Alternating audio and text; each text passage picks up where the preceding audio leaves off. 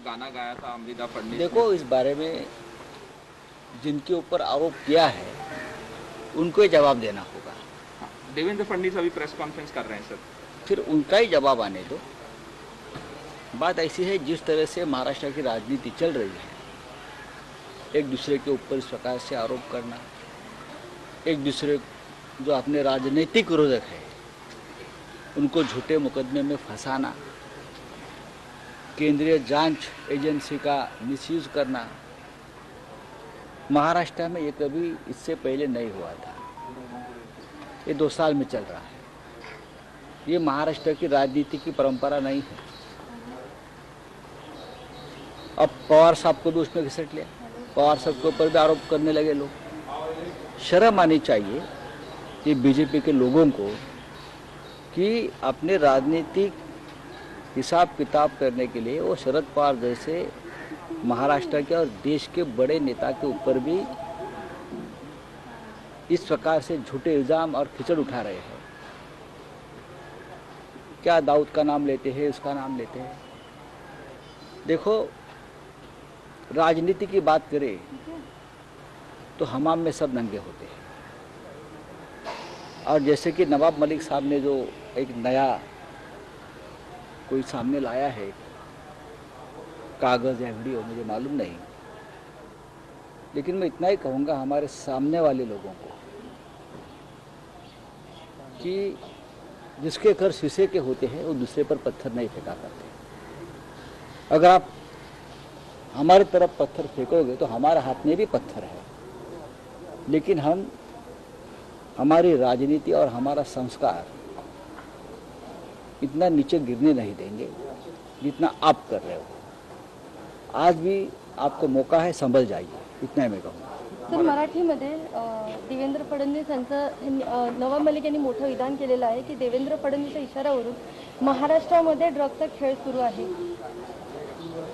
महाराष्ट्रामध्ये मी मागे म्हटलं की जणू काय अफू गांजाची शेती पिकते असं आता वाटायला लागलं देशाला। नवाब मलिक यांच्या कुटुंबावरती खोटा खटला दाखल केला होता त्यांच्या जावयावर, आणि त्याची वेदना मी समजू शकतो। त्यांची मुलगी, त्यांची नातवंड, त्यांच्या कुटुंबानं 8 महिन्यात काय भोगलं। त्याच्यामुळे नवाब मलिक आणि आम्ही सगळे त्यांच्या पाठीशी आहोत। हे जे खोटी प्रकरणं किंवा तपास यंत्रणा केंद्र यांचा गैरवापर करून राजकीय नेते, महाविकास आघाडीचे, त्यांची कुटुंब, त्यांची मुलं यांच्यावर ज्या प्रकारे हा त्रास दिला जातो, ही महाराष्ट्राची परंपरा कधीच नव्हती। राजकीय विरोधकांना अशा प्रकारे खतम करण्याचं काम कधी राज्यात झालं नव्हतं।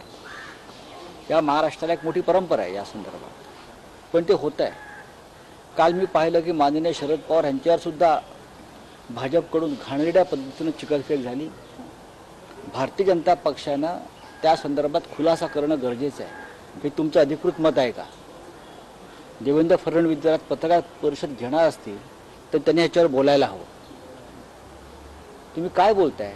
महाराष्ट्राच्या प्रमुख नेत्यांविषयी, ज्यांना समाजामध्ये, देशामध्ये, राजकारणामध्ये ज्यांनी 50 वर्षापेक्षा जास्त काळ काढलेला आहे संसदीय राजकारणामध्ये, तुम्ही त्यांच्याविषयी असे घाणेरडे आरोप बाहेरचे लोक येऊन करतात आणि महाराष्ट्र सहन करणार नाही, एवढं तुम्हाला मी सांगतो। आज नवाब मलिक यांनी कधी वेगळी माहिती समोर आणली ती धक्कादायक आहे, पण त्याच्यावरती ज्यांच्यावरती आरोप झाला ते खुलासा करतील, ते जास्त खुलासा करतील।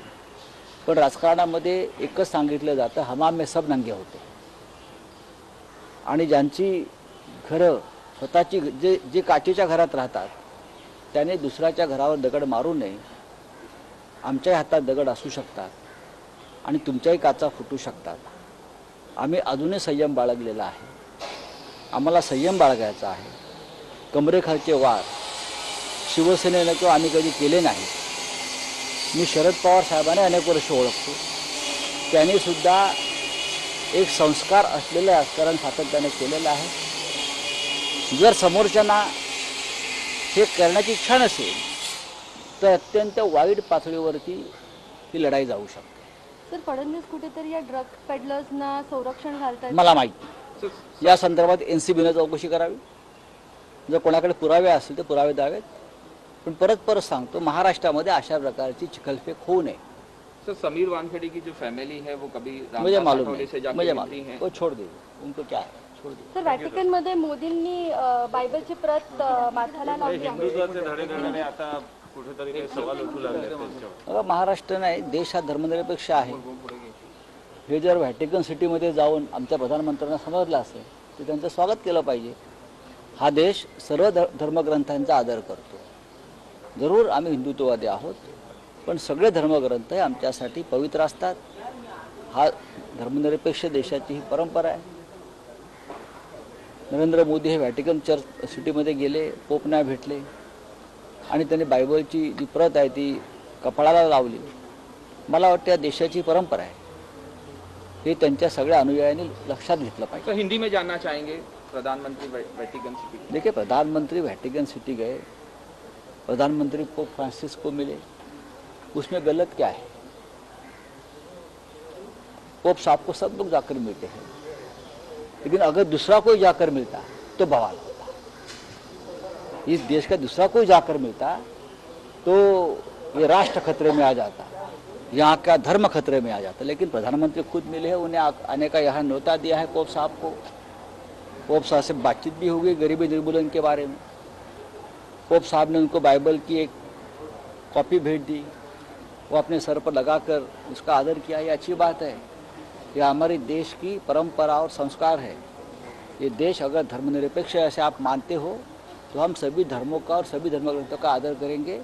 ये प्रधानमंत्री जी ने उनके जो समर्थक हैं, अंधभक्त हैं, उनको बताया है. उससे बहुत कुछ सीखना पड़ेगा. तर दादर नगर हवेलीमध्ये बोला काय तिथे हे झालेलं आहे, मतदान झालेलं आहे, तर ते पाहता शिवसेना विजयी होईल का? तुम्हाला उद्या मुंबईमध्ये दादरा नगर हवेलीतून शिवसेनेचे खासदार मुंबईत आलेले दिसतील विजयोत्सवासाठी. मला पूर्ण खात्री आहे. आम्हाला ज्या पद्धतीने आम्ही तिकडे काम केलेलं आहे, महाराष्ट्राबाहेरचा पहिला खासदार हा तुम्हाला उद्या